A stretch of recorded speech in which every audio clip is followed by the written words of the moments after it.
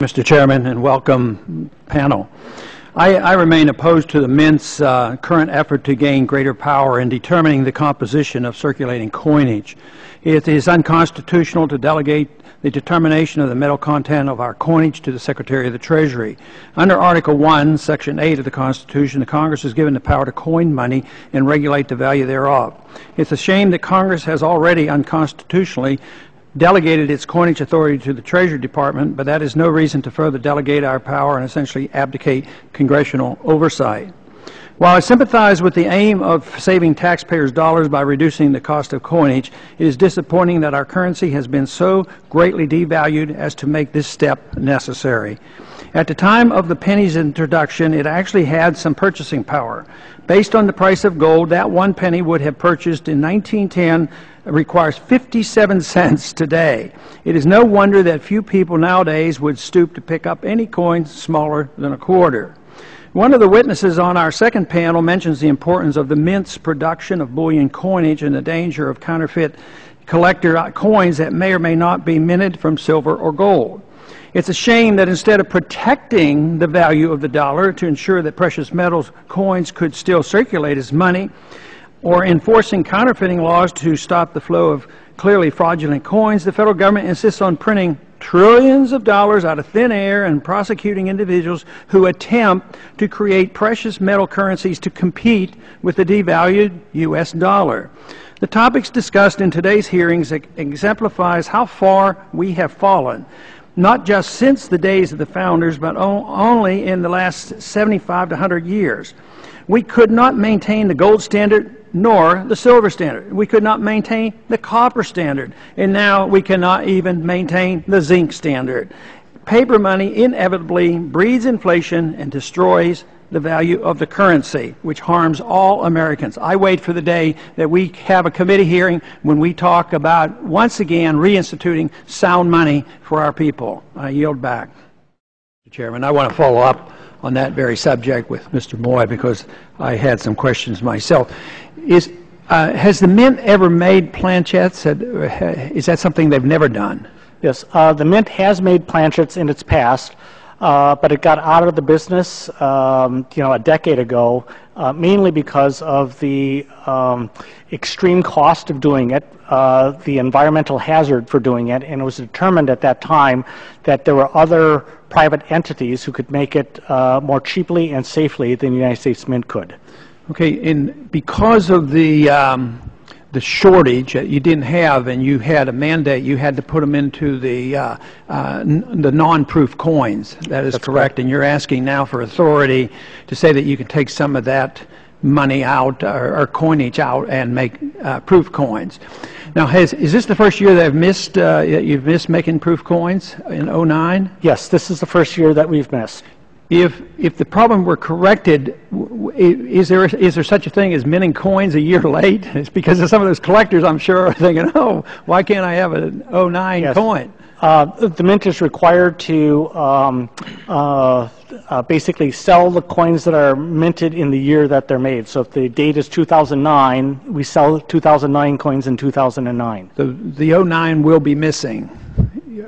Is missing. Yes. And what we're trying to do is prevent '10 from being missing.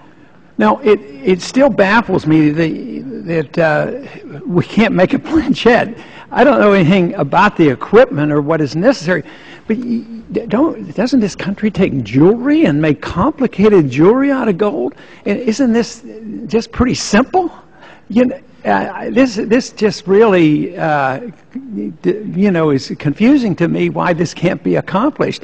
Instead of looking for more planchettes, you're saying, well, let's give me more authority so I can make a few of these proof sets rather than figuring this out. I mean, what would a businessman do about this? Would he always resort to going to Australia to do this? This just seems so bewildering that a problem that seems rather simple that we couldn't have had an easier solution for this. I mean, right now we don't even have a solution.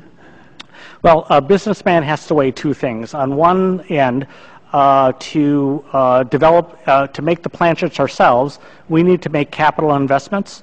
in order to develop the smelters, the chemical processing, take care of the environmental hazard of getting rid of the chemicals, all those issues.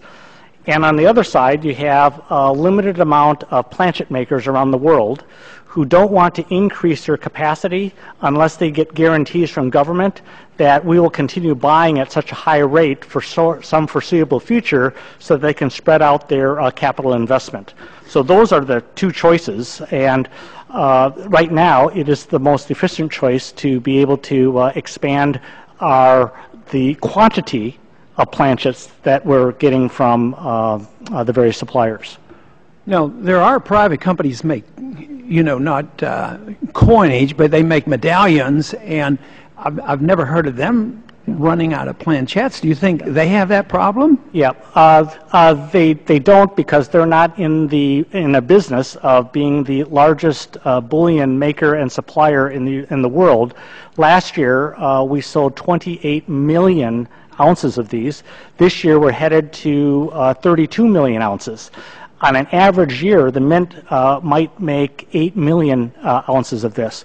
So the other people don't have to deal with the volume issues that the United States Mint does. This is awfully disturbing. What we can do when we go on the gold standard? You won't even be able to make the gold coins. I mean, you can't even keep up with a few collectors.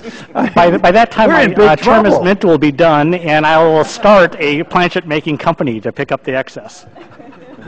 Well, it seems to me, I don't know what it is, but it seems to me that there has to be a market answer for this, and maybe it's the promise to take these no matter how many they make. Maybe that would help. I mean, they're not going to lose their value, like it's a risky thing. It seems like, that you're dictated by law that you can't. You have to promise these private sources on how many you can take. Well, we're not dictated by law, but just by business practice.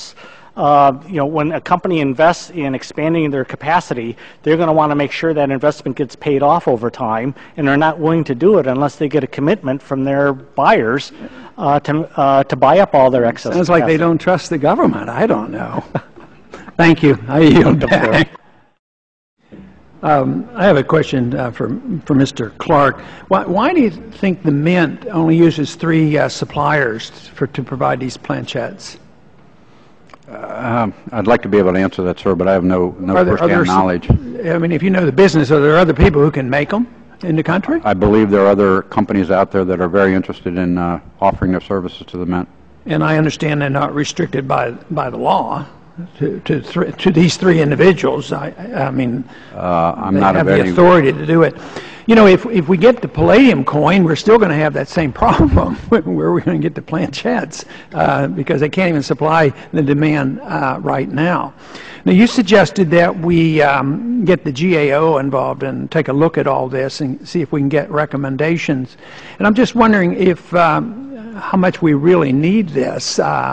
Is there any other way to get some professional or political advice on this without an audit, or do you see that the audit is something very, very important? Are we talking about the planchets or the palladium coins, sir? Well, your recommendation for the audit to review the Mint's procurement processes for the blanks. We thought an outside agency looking at their process and why, to answer your question, why they're restricting their sources to only 3 separate entities.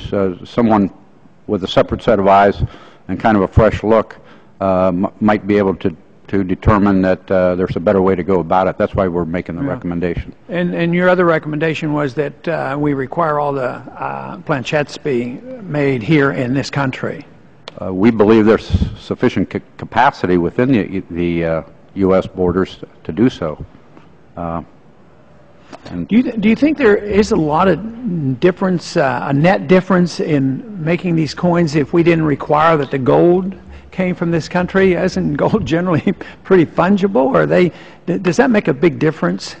I think the interest in Congress's interest at the time they passed that requirement, of course, back in 1985, was to promote the sale, the job creation amongst American mining companies, that domestically produced gold be used for the American bullion coin programs. but you're right. I mean, obviously, gold is fungible, and conceivably it could be acquired anywhere. I don't think that's part of the problem. I think there's sufficient gold supply. It's just the actual fabrication of the planchets. For some reason, it's limited to 3 separate sources at the current time. Yeah, it just seems to me, like I mentioned earlier in our hearings, that this problem seems to be unique to government. You know, if private industry is doing this, they just don't run into this. Now, some of this, I think, just like the emphasis in 1985 to use domestic gold and all, I can understand that, but it certainly is, we're a long way from a business person adjusting for supply and demand and doing it at the best price. There's no way that you know, the government can compete with private industry and even making a coin these days. Mm-hmm. But I was just wondering, you know, about how strongly you felt about that. But I really don't have any other questions, and I'm going to yield back my time.